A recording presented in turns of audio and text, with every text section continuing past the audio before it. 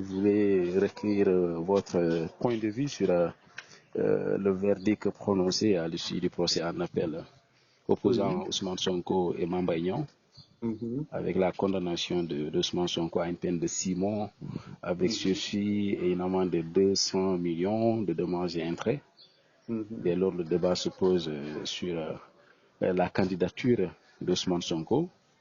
Sur ce, je voudrais savoir votre point de vue. Comment est-ce que vous trouvez la sentence prononcée et quelles sont les conséquences que cela peut avoir sur la carrière politique d'Ousmane Sonko en tant que candidat déclaré à la présidentielle de 2024? Bon, écoutez, moi, en ce qui concerne la sentence, je n'ai aucun commentaire à faire. Le commentaire appartient aux partis en présence, à leur conseil.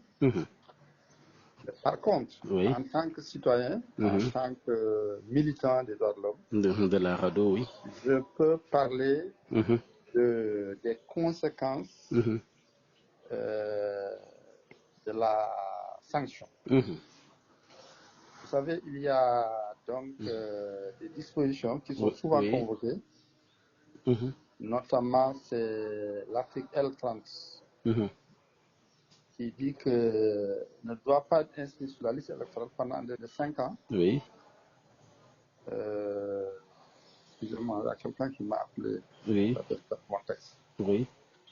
Donc, ne doit pas être inscrit sur la liste électorale pendant de 5 ans à compter de la date à laquelle la condamnation est définitive. Oui.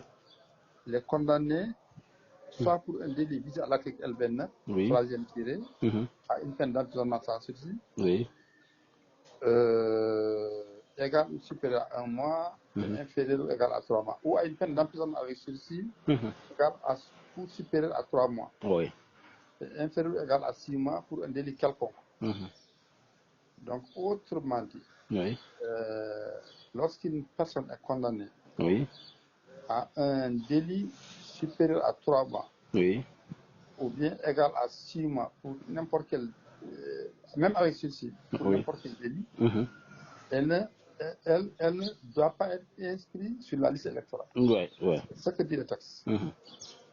Bon, mais là, on est en présence d'une personne qui est déjà inscrite, qui est déjà dans la liste. Oui, sur les listes électorales.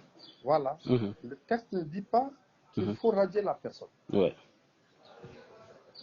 Moi, ce que je comprends de ce texte, c'est qu'il s'applique à la personne qui vient pour s'inscrire. Et qui, en ce moment, ne remplira pas les conditions d'inscription sur les listes électorales. Est-ce à dire que Ousmane Sonko bénéficie toujours de son éligibilité pour la présidentielle de 2024? C'est ce que je suis en train de vous expliquer. Oui. J'ai dit que pour moi, ce texte s'applique à une personne qui veut s'inscrire sur les listes électorales. En ce moment, on ne peut pas l'inscrire. Mais ici, on est en présence de quelqu'un qui est déjà inscrit sur les listes électorales. Donc, par conséquent, il faut radier la personne. Pour moi, quand je lis le texte, je ne vois nulle part où on dit qu'il faut radier cette personne-là. Et la radiation, même si elle doit se faire, elle doit se faire par les comités administratifs. N'est-ce pas? Tout à fait. Au moment de la révision des listes électorales. Mais aujourd'hui, la phase de la révision des listes électorales est dépassée. Donc, on se pose la question de savoir qui va être à l'initiative de la radiation et quel est l'organe qui va appliquer la radiation. Qui va appliquer la radiation. On dit également qu'il a 6 jours justement pour interjeter, pour se pourvoir en cassation. Oui, pour se pourvoir en cassation. Quelle est la pertinence de se pourvoir en cassation à l'heure où nous sommes? Non. De toute façon, on dit que la décision, tant qu'elle n'est pas définitive, la personne peut s'inscrire sur les listes électorales. Oui. OK? Oui. Donc, l'intérêt, c'est que la personne peut s'inscrire. Mais encore une fois, moi, je distingue celui qui peut s'inscrire et celui qui est déjà inscrit.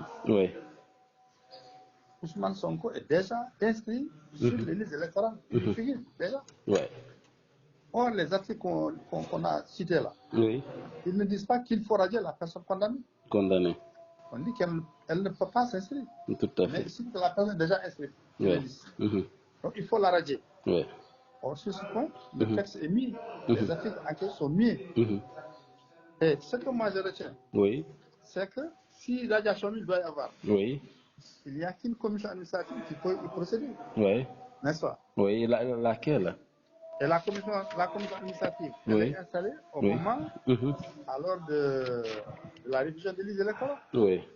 Or, ce moment aujourd'hui est dépassé. Tout à fait, tout à fait. Se pose la question de savoir comment on va mettre en œuvre la radiation.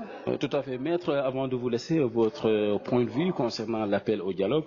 Là, on a vu que Barthélémy Diaz vient de dire que c'est lui l'instigateur l'initiateur de ce dialogue auquel on appelle les forces vives de la nation. On a vu qu'il y a des entités qui sont prononcées, qui veulent prendre, d'autres qui ne veulent pas prendre part au dialogue. Quelqu'un comme Ousmane Sonko aujourd'hui, il ne veut pas aller à ce dialogue-là. Quel est votre point de vue par rapport à ce dialogue-là? Vous savez, moi j'estime qu'une démocratie, par définition, oui. C'est le dialogue qui l'a fait vivre. Ouais. C'est la sève nourricière d'une démocratie.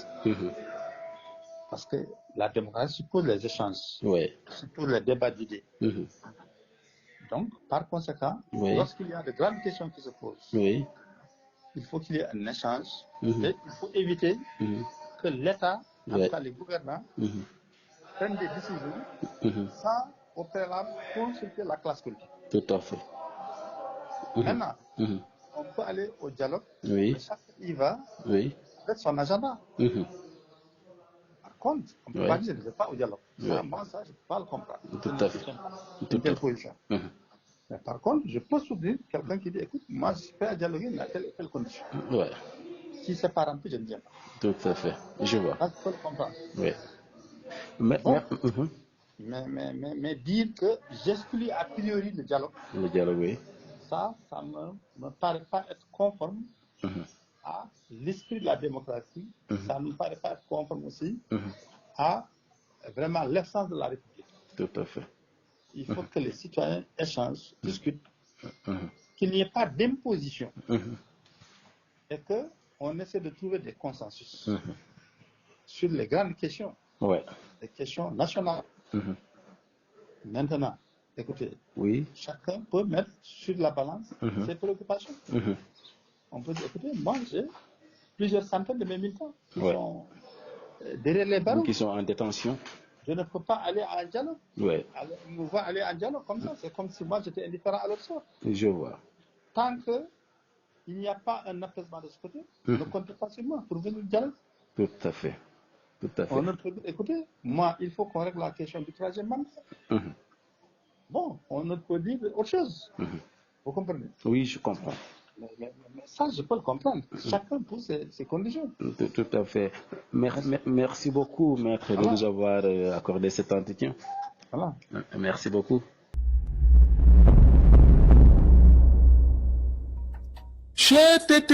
mais yow sa waay yow fu ñu la fekk yaa ngi ci kanamu ordinateur bi wala sa kanamu tablette ba sa téléphone portable lu xew mais damay lire ay information waaw xoolal boo bëggee am ay information yu leer nañ et en temps réel duggal ci www.senegal7.com ay information yu wóor man de maa ngi application Sénégal 7 lépp lu xew dama koy jot ci sama téléphone ci tàng bi te nag application Sénégal 7 am ko yomb na da ngay dugg ci Play Store wala Apple Store nga télécharger ko rek xam li xew ci réew mi ak la xew ci bitim réew te nag dara du la ci umpu. Vous voulez des informations en temps réel? Cliquez sur www.senegal7.com. Sénégal 7, le roi de l'information en temps réel.